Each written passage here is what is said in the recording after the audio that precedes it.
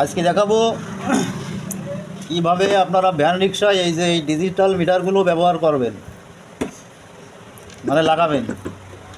এই দেখেন, এই যে এখানে তার আছে মোট 6 পিস। এই 6 পিস তারের কোনটার কি কাজ আমি দেখাই দিচ্ছি, ভালো করে দেখেন। আমি এই একটা ভ্যান গাড়ির চার্জার দিয়ে দেখাই দিচ্ছি, এইভাবে আপনারা লাগাই নিতে পারবেন। এই দেখেন, এখানে এই যে সবুজ কালারের যে তারটা, এই তারটারে সবসময় মাইনাসে দিতে হবে। 48 ভোল্টের মাইনাসে সরাসরি এই সবুজ ভোল্টের এই সবুজ কালারের এই তারটা দেবেন। দেওয়ার পরে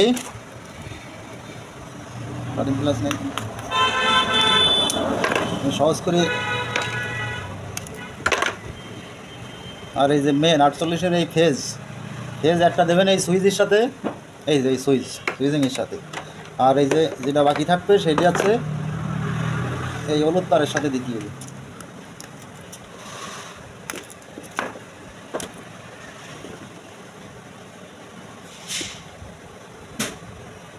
এই দেখেন সহজ। এই নিউট্রালটারে দিলাম আমি এই যে পাতা কালারে, আর এই সুইচিং এই একটা ফেজ এই পাশটা ঢুকাইছি চাবির সাথে, আর এই পাশটা আউটপুট হয়ে এই ডিজিটাল মিটারের এই হলুদ তারে। এখন দেখেন, ধরেন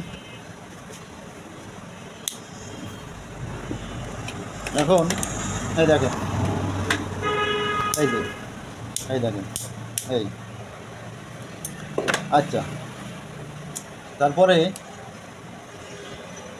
এই যে লাল যে তারটা দেখা যাচ্ছে, এই যে লাল যে তারটা, এই লাল তারটা আছে মাইলেজের জন্য, মানে এই মিটার শো করবে, মানে গাড়ির গতি কত স্পিডে যাচ্ছে সেটা দেখা যাবে। এই লাল তারটারে আপনারা এখানে তার জুড়িয়ে লম্বা করে নিয়ে যাইয়ে মোটরের যে মেন যে 3টে কানেকশন, যেটা কন্ট্রোলারের থেকে মোটরের ভিতরে গেছে, ওর যে কোনো একটাই আপনারা এই লাল তারটা সংযোগ দিয়ে দেবেন, দিলে এই মিটার শো করবে।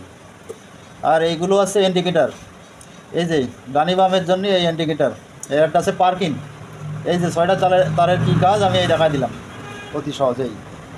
আর সুইচিংয়ের এটা সরাসরি ব্যাটারিতে যে মেন লাইনটা আসবে সেটাই সুইচিংয়ের এই পাশে যাবে, আর এখান থেকে আউটপুটটা এই যে হলুদ তারে যাবে। এখান থেকে আর একটা সংযোগ দিয়ে ওয়ারিংয়ের সাথে টেনে নিয়ে যাইয়ে আপনারা কন্ট্রোল বক্সে সুইচিংই দেবেন। কন্ট্রোল বক্সে সুইচিংই দেবেন, দেওয়ার ফলে যখন আপনারা এরকম অন অফ করবেন তখন ওই সাথে গাড়িও চালু হবে। যাই হোক, সহজ কাজ, এই যে দেখাই দিলাম।